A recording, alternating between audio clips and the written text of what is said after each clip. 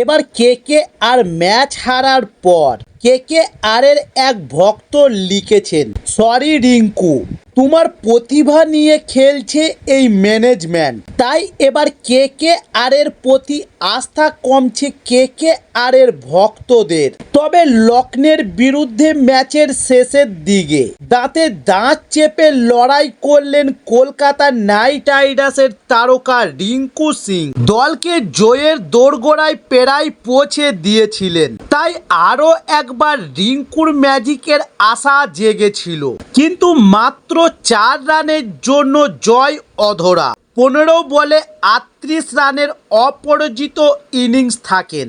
তবে আগের ম্যাচেও রান পেয়েছিলেন রিঙ্কু, কিন্তু লক্ষ্ণৌর বিরুদ্ধে রিঙ্কুকে পাঠানো হয় 8 নম্বরে।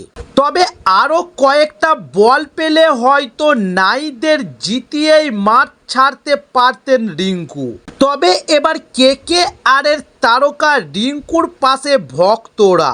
এক ভক্ত সোশ্যাল মিডিয়ায় লিখে, দুঃখিত রিঙ্কু, এই ম্যানেজমেন্ট তোমার প্রতিভা নিয়ে খেলছে। তবে আর এক ভক্ত লিখেন, পেভিলিয়নে রিঙ্কু সিং ও অ্যান্ড্রু রাসেল থাকলেও 20 বছরের অঙ্কুশ রঘুবংশীকে আগে পাঠানোর অর্থ কী? সেই সময়ে রানের দরকার ছিল 13 করে। তবে নাইটদের আর এক ভক্ত দলের কোচ চন্দ্রকান্ত পণ্ডিতের ছবি দিয়ে লিখেন, রিঙ্কু 8 নম্বরে পাঠিয়েছ। কে আর এর এক ভক্ত সোশ্যাল মিডিয়ায় লিখেন, সরি রিঙ্কু, তুমি আরও ভালো কিছুর প্রত্যাশা করো।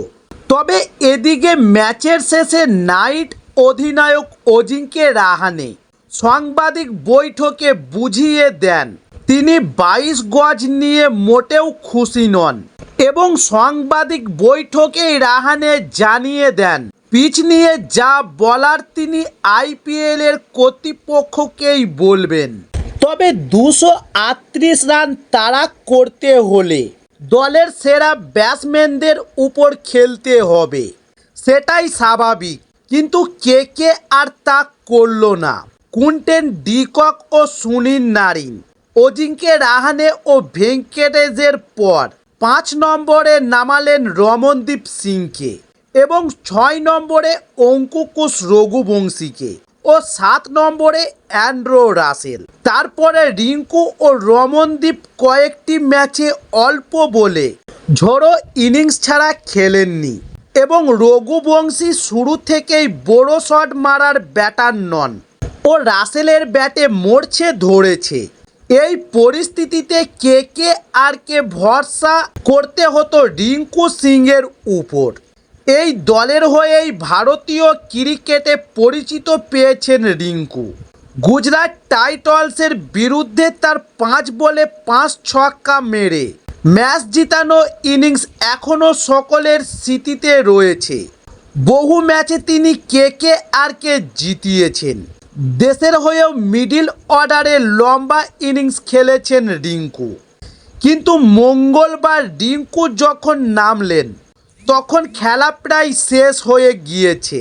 কাউকে সঙ্গে না পেয়ে তিনি শেষ পর্যন্ত 15 বলে 38 রানে অপরাজিত থাকেন। চেষ্টা করে গেলেন, কিন্তু জেতাতে পারলেন না।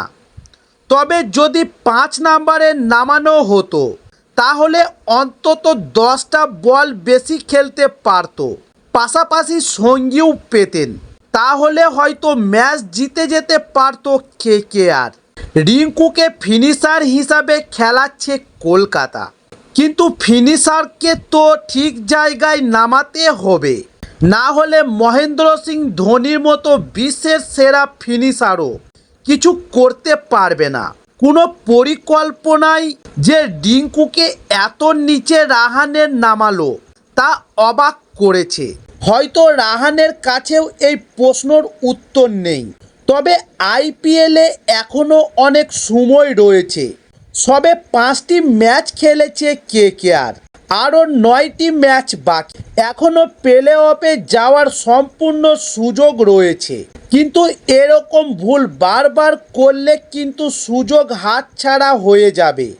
তাই যত তাড়াতাড়ি রাহানে এইসব প্রশ্নর জবাব খুঁজে বের করতে পারবেন ততই মঙ্গল গতবারের চ্যাম্পিয়নদের।